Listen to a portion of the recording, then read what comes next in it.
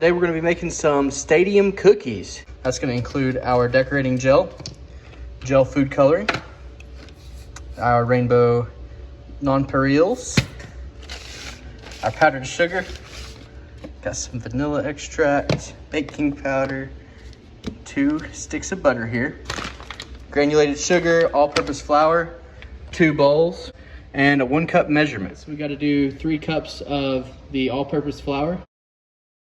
We're also going to do 2 teaspoons of baking powder. Added my softened butter sticks in here, and now I'm going to go ahead and add 1 cup of granulated sugar.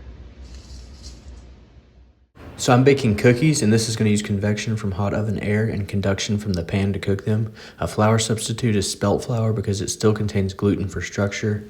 Honey is a good substitute for sugar, but it caramelizes faster, so lower your baking temp. You can use coconut oil instead of butter since it will also help create a tender, flaky texture.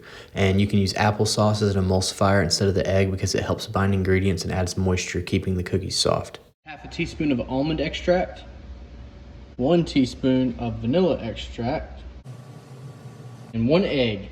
All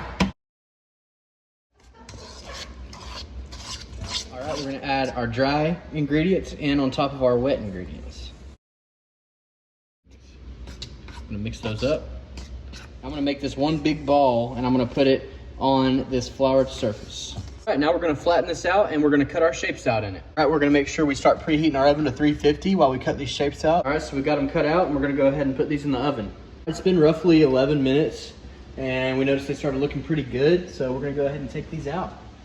All right, so we're scaling down the recipe a little bit, so we're gonna actually do 3/4 of a tablespoon of cream of tartar. We're gonna do 1/8 of a cup of water, so I've got 1/4 cup halfway filled, and we're gonna mix this until it's frothy.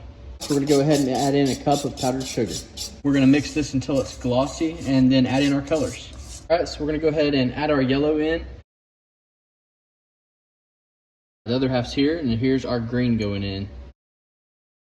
All right, we're gonna add our green food coloring onto half of the cookie and let it dry. We're gonna go ahead and get some of the yellow and put it on the rest of the cookie here. All right, now we're gonna get our rainbow sprinkles. These are gonna be our audience members, and we're gonna cover just the top part of the yellow.